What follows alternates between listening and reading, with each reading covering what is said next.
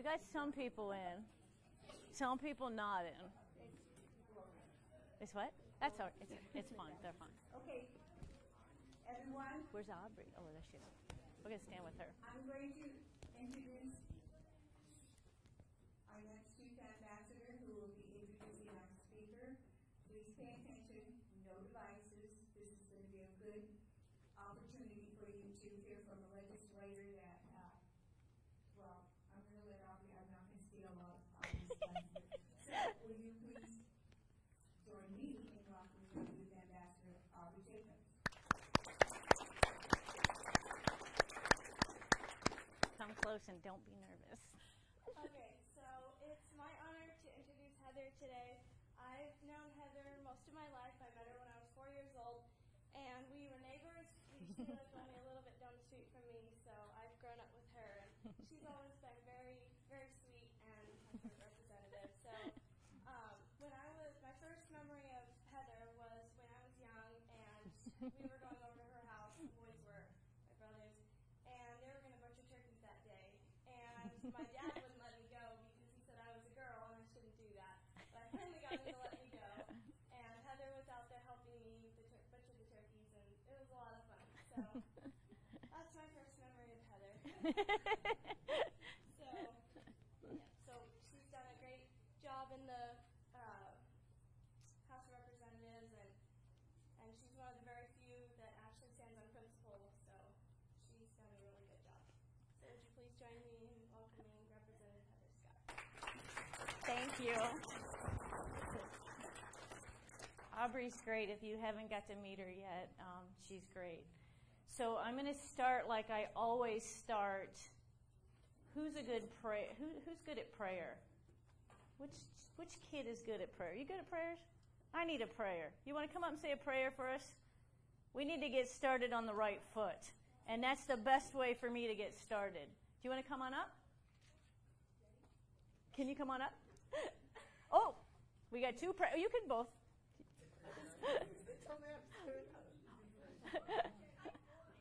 Go ahead. So I need prayer that I say the right words and that we all get something out of this. We don't want to waste anyone's time. I'm sure you guys are filled up with information. How many's heard enough information today? You think you got probably enough to hold you for a while. So my topic isn't very exciting. So we're going to pray that it's more exciting. And go ahead. Thank you. Dear God, I pray that you'll help Heather and with what she's saying and everything she's going to be talking about tonight. And I pray that everybody will just have a good rest of the evening and that will be a good rest. And thank you. Do you want to say something too? You want to say another prayer? I'll take two.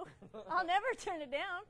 Let's do one more. Sure, why not? Dear Heavenly Father, we come before thee this day to ask that what Heather will say will be exciting and that we will be able to be engaged in what she says in the name of Jesus Christ. Amen. Amen. Thank you so much. And Elizabeth told me that I was going to be talking to a bunch of kids. You guys are young adults and very educated, and I'm hoping to make it pretty interactive. So I'm hoping you'll engage a lot, and I got a way to do that. So I did this the very first time I spoke, but if I ask a question or you comment or you have a question and you speak, you get the $5 bill. Oh, I get some people to perk up.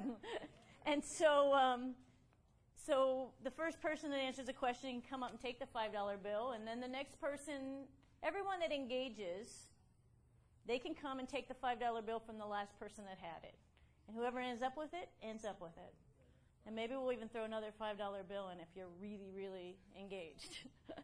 So, I have a lot to talk about, but I want you to understand who I am and kind of where I come from. And I guess I kind of want to understand you guys. And I'm a procrastinator, I'll tell you that. And I usually write long speeches. Did you tell me to speak up? Is that what you said? No, I said me too. Oh, okay. That was engaging.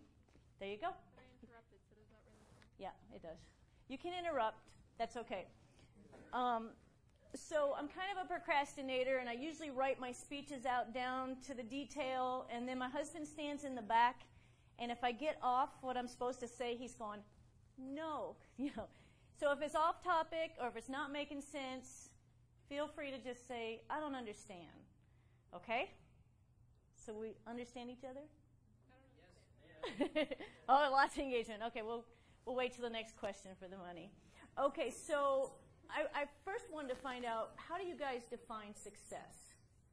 When you're successful. And what does that mean? I think that means to your own definition in a way. I think each person does determine their own success. Because one person could be totally content with a humble log cabin, another person wouldn't be content until they had a mansion. Okay. Go get your money. Yes? When you do something worthwhile. When you do something worthwhile. Success is just achieving your goals. Success is just achieving your goals. Yeah, I was basically just going to say exactly what everyone else already said, which is I think that success is feeling fulfilled and achieving. And that's different for everyone, like Justice was saying. Well, my idea of success probably isn't your idea of success or his idea of success. Do you think society has an idea of what they think success is? Yes, I do. I believe that society portrays success as being perfect, even though we know the only one who is perfect is there. They portray it as, having a perfect family and a perfect house and having a good job or looking nice, money. All of the things that would be quote-unquote success that people would want to follow. And really, I think society's form of success is a manipulative form of control over people.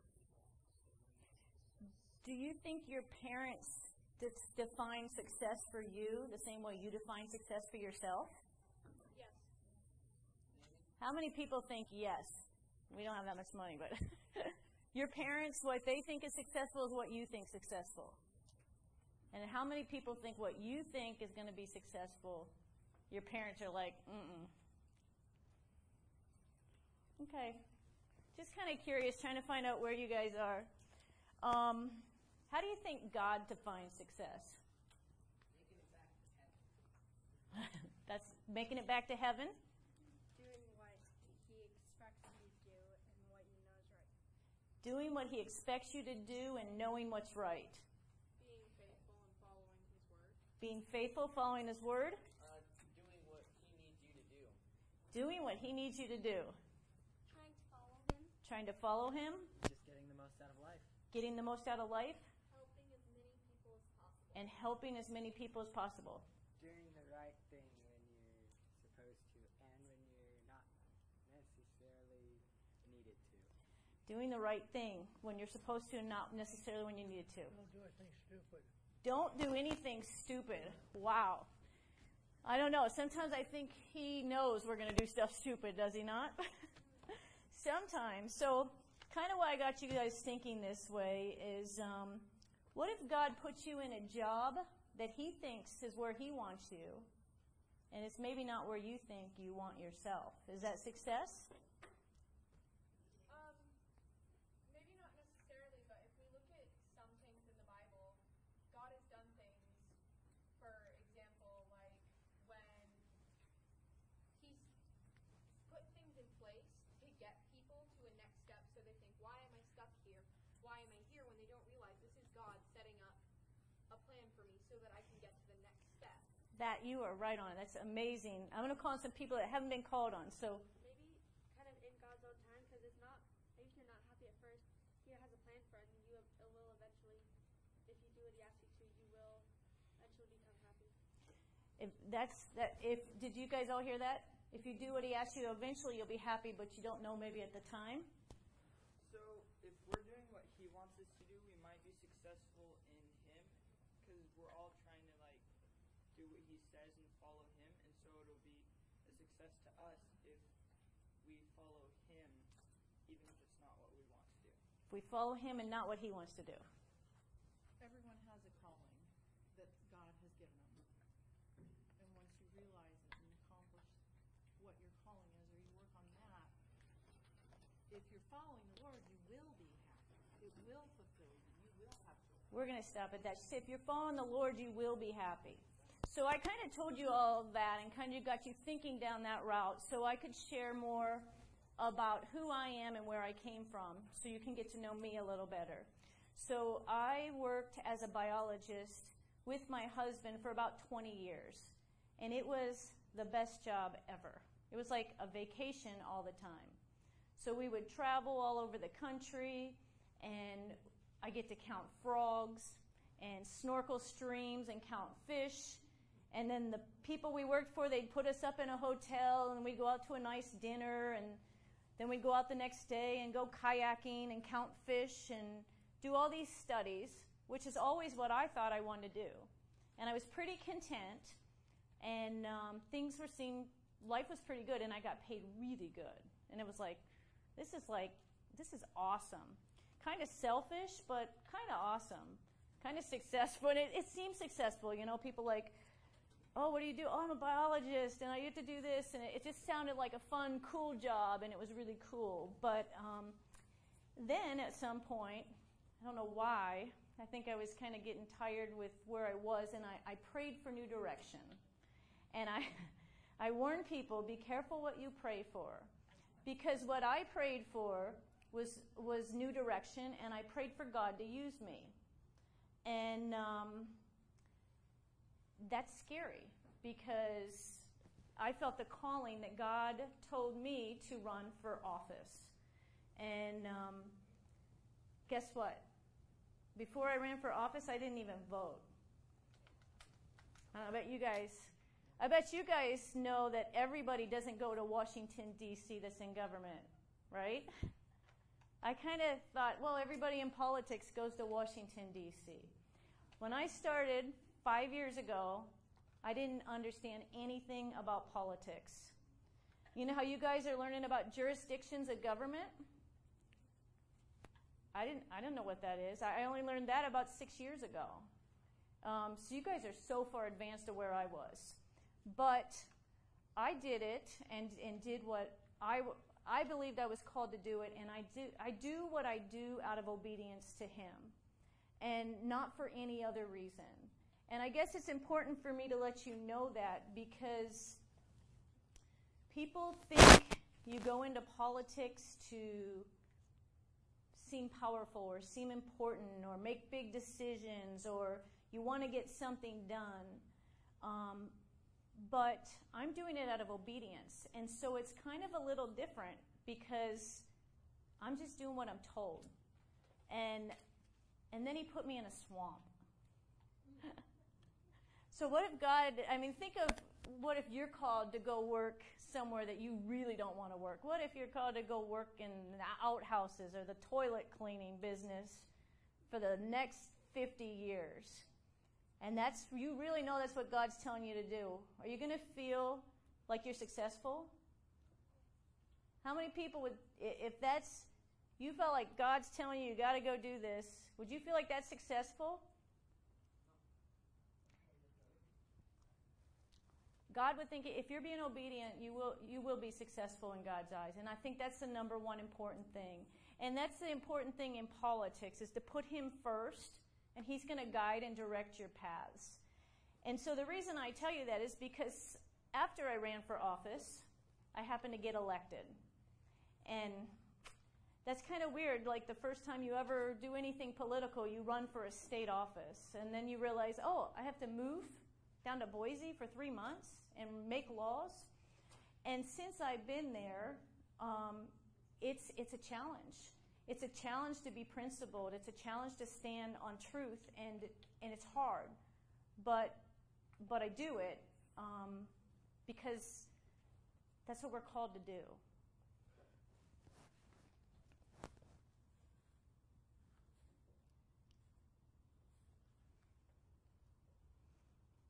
Okay, that's a little bit about me. Does anybody have any questions?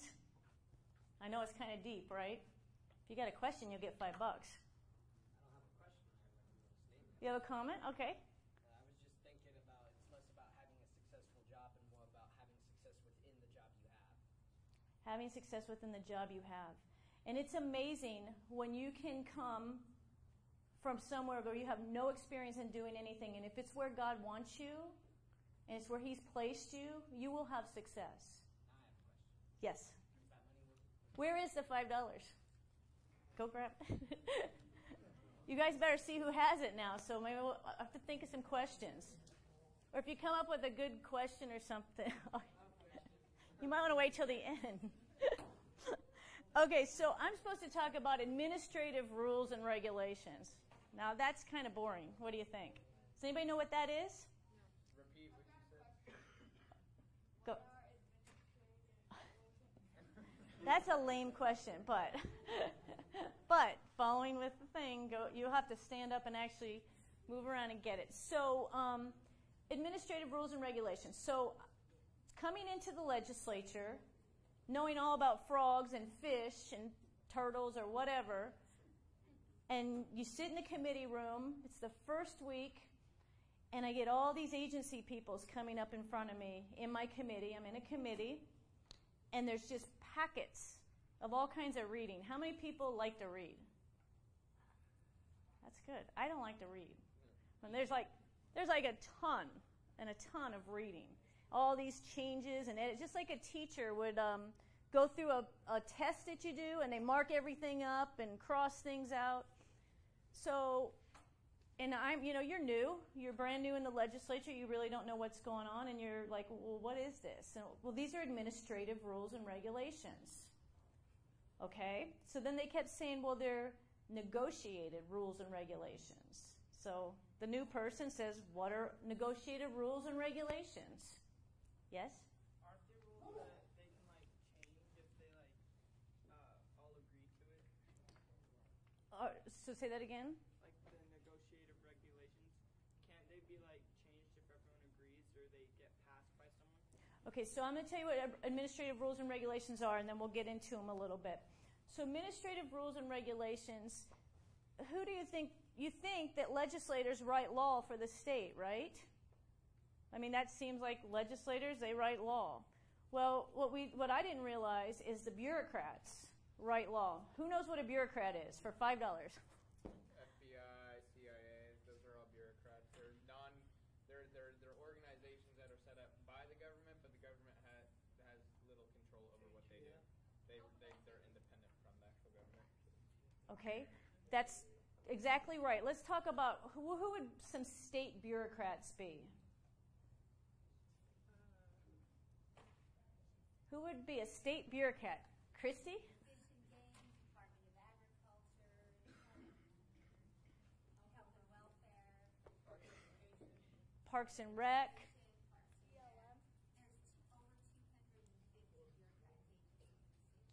250 250 bureaucrat bureaucrat agencies. agencies. Did you know that all those people are unelected? Did you know that they're all writing these rules that they had me look at? In political science, they refer to it as the fourth branch of government. Okay, so he said so you got to come get the $5. If you got to see who has it and keep an eye on it, and then just be active. So if I were you, I'd just wait till the very end and then get involved. But tell me what you said again. I've lost it. I just said it was like the fourth branch of government. He said it's like the fourth branch of government. So who knows who's dealt with fish and game? Everyone knows who Fish and Game is, right? You've ever gone fishing, you have to get a fishing license. Your legislators don't write the law on how many fish you can catch or where you can fish or when the seasons are. The Fish and Game write that all down because, well, they know about fish and game, and that kind of makes sense, right? But what happens when a Fish and Game does something you don't like? You can't vote them out. Who do you call? Oh, your hand up? The help desk. I thought you just recalled the people who let it pass.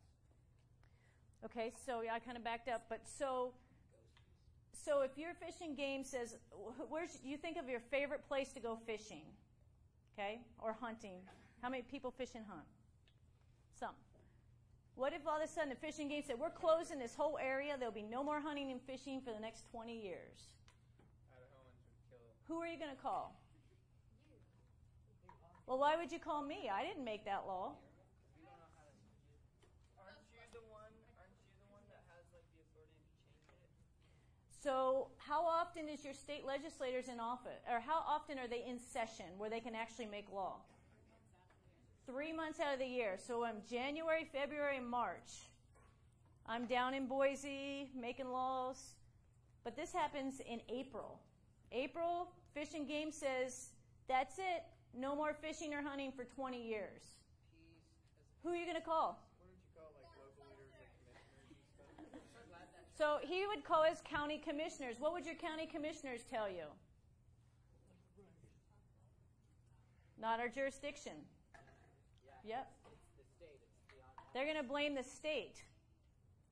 So then you're going to call me, and what am I going to tell you? It's the bureaucrats. And then you're going to call, and I might, if I'm a good legislator, I'll say, here's a number. I would call this guy and ask him why they're closing your fishing and hunting down for 20 years. Okay? And so you call them, and what are they going to do? Who do they have to account to? It's April. I'm at home. They're bureaucrats. They make all what they make is administrative code. Have you heard that term? It's called administrative code, and there are about 7,800 pages of administrative code or law that we have in this state that you and your parents and the businesses have to follow. Did you know that? So, go ahead. It might also be kind of interesting to know that boards or the people over these bureaucratic agencies are selected by the governor. And typically they're past legislators. Yeah. Isn't that the truth? So if we have trouble with the bureaucrats, then we call the governor next? So these bureaucrats, Fish and Game, Department of Transportation, Department of Agriculture, who else? Give me some others. Health and Welfare. They all report to the executive branch. Who's in charge of the executive branch? At the very top is the president. Who's in charge of the executive branch at the state level? The governor. No, well, didn't we just learn this? Oh, good. Governor, You might. Secretary of State, City manager. Treasurer. It's not just the governor. It's the governor. It's the state controller. It's the secretary of state. But who else? Lieutenant governor. That is your executive branch. That's who is in charge of all the bureaucracies. I actually think they are under the governor. So, and what happens is he appoints people to kind of run the health and welfare and to run the Fish and Game. And you'll call and you'll get the runaround. You'll call me and say, hey, why did you close my hunting and fishing down for 20 years? I'll say, I didn't do it. Call the executive branch. Call the governor. He says, I didn't do it. Call the Fish and Game. Call the Fish and Game, and they're going to give you the reason why they did it. Go ahead. So basically, you just go on a rant, and then you find out at the end that you can't really do anything. So what can you do if it's not an elected official? Become the elected official? You could sue them. There's all that. Could you sue them? Could you? That costs money. You could get hired as the bureaucrat and then change the legislation. How do you get good government? You change it. You get more good people in government, usually. If you get good people in government and you get good, honest people and people that aren't, everyone's not called to be a state representative or a county commissioner or the governor. But there's all these jobs in government that are making huge decisions for the people. And you need good people in those positions. Like Trump. Yeah. I don't know if I'd want Trump in charge of our fish and game. Maybe. He's probably in a better position. Okay, so let's go back to what happens with these rules. So the first year we get all this packet, we're supposed to read all these, and do you approve these? They're asking me. So Environment Committee, I was kind of familiar with some of these rules, except there was stuff like technical, really, really technical stuff, like parts per million of chemicals in the water and air pollution. And then there was this little word, CFR. I think Ron and I, Representative Ron Nate in the back and I, were in the same committee, and we kept seeing this CFR. What's CFR? Code of Federal Regulations. So within this packet of rules, there's this little thing that said Code of Federal Regulations, and basically what our state of Idaho is doing is inserting big volumes of more rules and regulations by a little CFR 27022. They'll just take the number of the federal part of another law from the federal government for the EPA, and they put it right in our state law. Does that make sense? No? Yeah, it didn't to me either. Isn't the fishing game out of a federal organization? No, Fish and Game is a state organization. That's after the federal government, too? Say that again? It doesn't have to after the federal government, also, like BLM or something? No, the BLM takes care of BLM property. Fish and Game takes care of the Fish and Game in Idaho. Fish and Game Idaho. Not yet. But see, if you go back to what Mark from Center for Self-Governance is saying, all these jurisdictional boundaries blurring, right, to where the feds come in and say, hey, we're going to try to help manage your fish and game, or we're going to. So back to my example, what we're doing in Idaho is we're taking codes of federal regulation, volumes. One time I said, okay, CFR 27022, I said, how many pages is that? And they couldn't tell me the pages, but they said it was like about this thick. So this is a lot of laws being put into that everybody has to follow. And so I guess why I'm telling you this is in Idaho, we're very unique in that in Idaho, you as a citizen do have some say in that. Did you know you had a say in that? You did? In the Constitution. Well, it is in the Constitution now, but what it does is they call these negotiated rulemaking. So the first year I raised my hand, I said, well, when are these negotiated? And they said, well, we had some meetings. And I said, when? Where were these meetings? Were they up in North Idaho? I'm 800 miles north. Did we have anything up there? Well, it's posted online. So most people don't understand, but these agencies are actually out there sharing what their changes are, sharing what they're doing, but nobody knows about it. Question? You're just... So I was wondering if these codes, are they passed by the legislator or once they simply are effective? Okay, so he's asking, are these codes, are they approved by the legislature? Is that what you're asking? They're approved by the legislature. So, they are. Almost 90% of them are approved by the legislature. And I'll tell you why. Because I'll sit in committee, or we'll sit in a committee, and you got all the experts out there. You got 5 people from Fish and Game. And the 5 people from Fish and Game will say, we need to shut down the hunting for 20 years in this area. And you...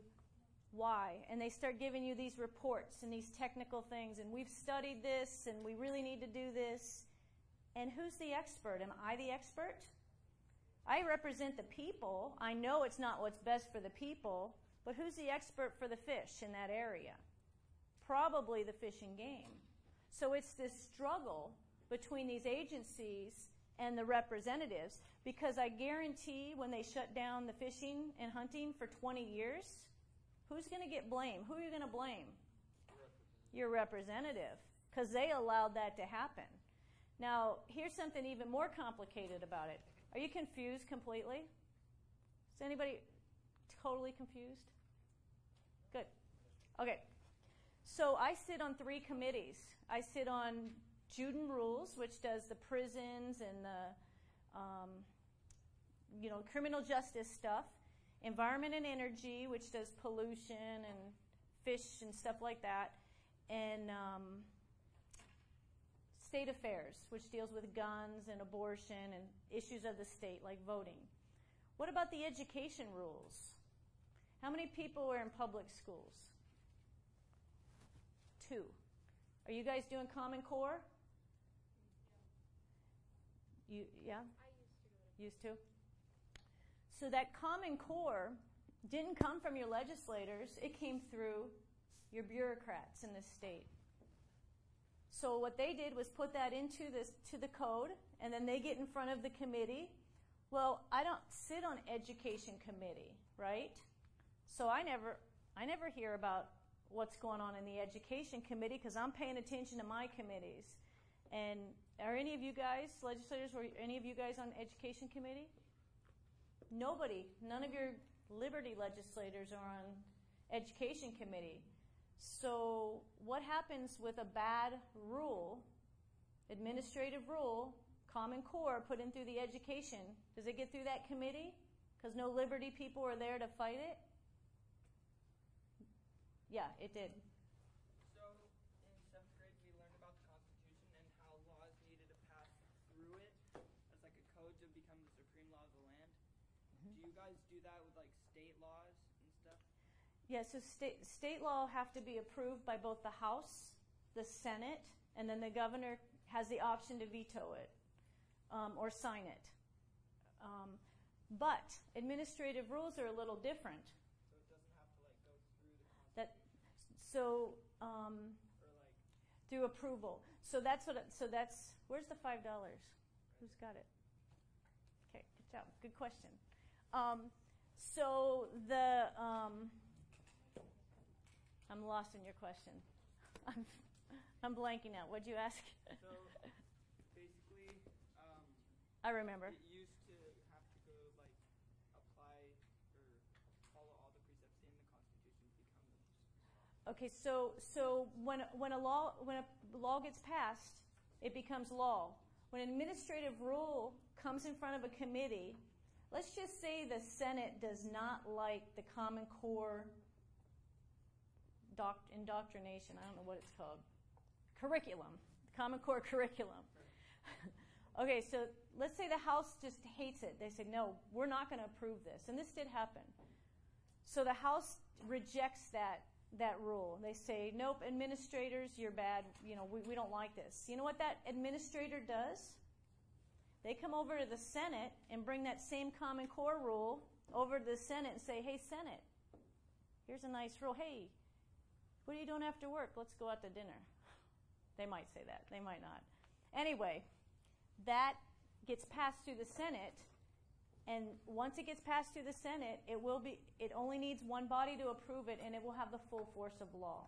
Because what happens is all the rules, and there's usually maybe 15 to 1,800 pages a year of changes, all those rules at the very end of the session come up in this big bill, and they don't list them all out because there's so many. They just say, we accept all the rules.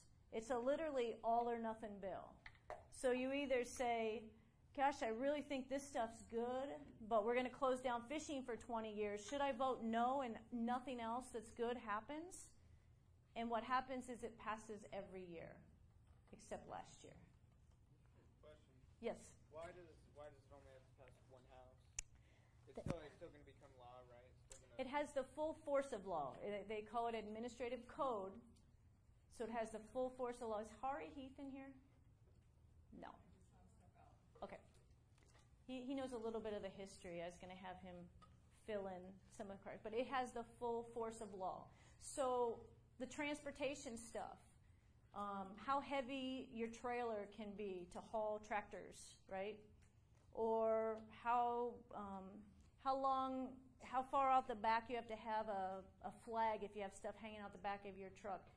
All that, if you don't follow those rules of the road, are you going to get a ticket? Yeah. Yeah, it's full force of law. But I'm saying if it has the full force of law, shouldn't it have to be passed by both houses? Absolutely. Then why did they set it up so that it only has to be passed by one house? That's one of the problems of government, is because you you walk into something and you're already way far down a road that you shouldn't be, right? Because you get newly elected, you're a new legislator, you're ready to change and fix everything, and that's the way they've been doing it for year after year after year. So you try to change it. Hey, I don't like this. I think both houses should have to decide. Oh, you're just a liberty folk, or whatever. This is the way they've always done it. Government's hard, and I'm sure you've had speakers on that. Does that make sense? Yeah, but if you passed a bill, Yep. then you could change that if you got Yes, so you could pass a bill. You could actually pass a bill that would change administrative code. And I'll tell you a problem that we have in Idaho that makes all this administrative code really big is what we will do is we will pass a bill that says all doctors have to have 20 hours of training for foot problems or whatever, okay?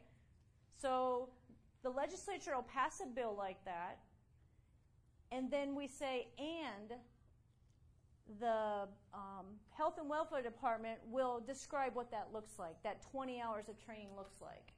So let me back up. Maybe our bill would say doctors have to have 20 hours of training, and then we say, and the Health and Welfare will say what that is, because legislators aren't experts on doctors, right?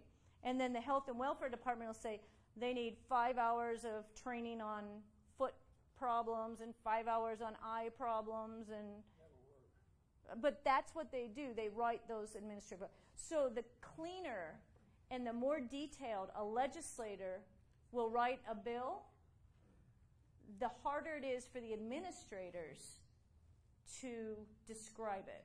So this year, I'll give you a little example that's maybe pertinent to homeschoolers and families. So this year, I tried to pass a bill for Child Protective Services. You know what Child Protective Services is? Somebody turns you in, says, Debbie, you're abusing your daughter. You're abusing Aubrey. Or somebody turns her in. Health and Welfare is coming to people's doors, and they're basically coercing their ways into the homes. Is that constitutional? Do most people know that? Probably not. Maybe you guys know that because you're spending 2 days learning about politics and that, but most people don't know that. So I had a bill this year that said when the Health and Welfare knock on the door, on the initial contact, they need to hand that parent a little form that tells them their rights. The right to remain silent, their right to have a lawyer. And I actually put in quotations, and this is what the form will look like. And I wrote that out in the actual bill. Now, most people wouldn't do that. They would say Health and Welfare needs to inform the parents when they go to the door. And then Health and Welfare is like, ooh, we get to make rules. And that keeps the bureaucracies busy. So if legislators aren't very specific in the writing of law, what happens is the bureaucrats write it for them. They basically delegate their authority to the bureaucrats. Does that make sense? Okay. I've got 5 minutes about 3 minutes ago, so let me just look.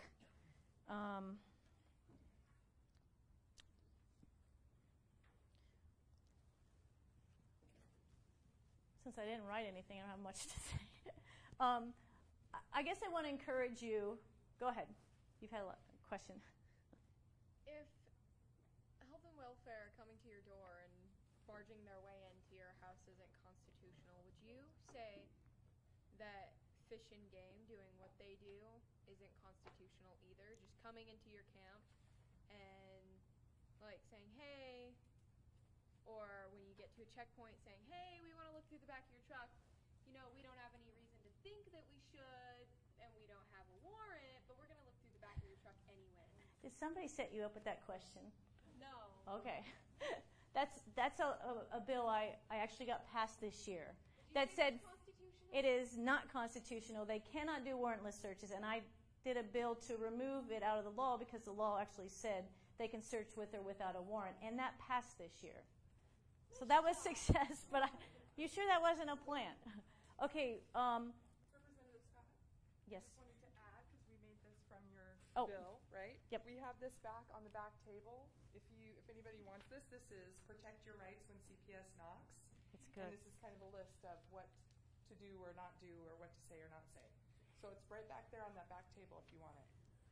Okay, so I'm going to wind this down real quick. How many people think, well, because we're kids, we don't really have to get involved? Because we can't do much. Let me tell you your advantage as kids. You guys can get away with so much stuff that adults cannot get away with. You can get away with so much stuff because they'll just say, oh, they're just a kid. But you guys are probably smarter than half the legislators we have down there in Boise. And that's not an exaggeration. I think I'd get some to agree with that. And you can question them. You can go to forums and question and challenge them. What are they going to say? I mean, you're a kid. What are they going to do? You're a kid. You're going to get away with a lot more. So I guess I want to encourage you to find your voice, find what you're passionate about, and don't be afraid to pursue. Everybody's got their hands up because they know the $5, and we're running out of time. Maybe I'll have to ask a really hard question. I have an actual question. Okay, an actual question. Go ahead. You were saying that since we are just kids, people right. shouldn't get involved. But eventually, we're going to grow up and be not kids anymore. And once that happens, I mean, it's kind of too late to just, oh, we're not kids anymore, let's get involved now. Should probably start a couple years before that. Have to involve now is what you're saying. You're saying get involved now. Yeah, the sooner you get involved now, well, you are involved. You're here. You're learning. You're engaging. I got so many questions now. I don't know what to do. Heather, you know what? We're going to go into who's monitoring, and that's For the questions. all Q&A. Okay. So let's save the questions. Any more questions about the administrative rules specifically? Okay, actually I do. So these bureaucracies, where do they get most of their funding? Does it come from like a federal level or like, yeah, so then. It's our taxes. Okay, it's state taxes or like federal? State taxes, okay. But a lot of federal money comes in to encourage them to do things certain ways. That's exactly what I was going to ask. Like Common Core, Okay. right? Common Core came through probably federal money. So what was the legislature like before you came in? Like the swamp that you were describing, what is so swampy about it? What is so swampy about it? That would be a whole hour talk. But it's completely manipulated. I call it an orchestrated circus. Everything's kind of worked out before you get into the session. So it's like knows who's going to vote. It knows they don't encourage debate. They don't encourage standing up for what you believe in. How many people feel like sometimes there's you know what cliques are, cliques of people, and then you just kind of feel like outsider. If you don't do what they want you to do, they're going to somehow make you feel like you're not part of the club. And they will do it. And all of a sudden you start going, well, what's wrong with me? Why doesn't anyone want to hang out with me? And you start to look at yourself. And that's why you got to be grounded. You got to be grounded on the truth, what you're learning, what you know, and you got to be principled. She's never had I thought you said you weren't going to ask any questions. What do you got? If people didn't exactly want the healthcare people to come in or take the children to the hospital, how would they find out? How would they find out? Yeah. If they didn't want to, Sick. Oh, you mean how would they? Yeah. like how would they know? Well, so we're getting a little deep in the weeds, but if in Idaho, if I don't like my neighbor, right, or somebody doesn't like me, they can just say she abuses her kids, and they have to go check it out. Oh. So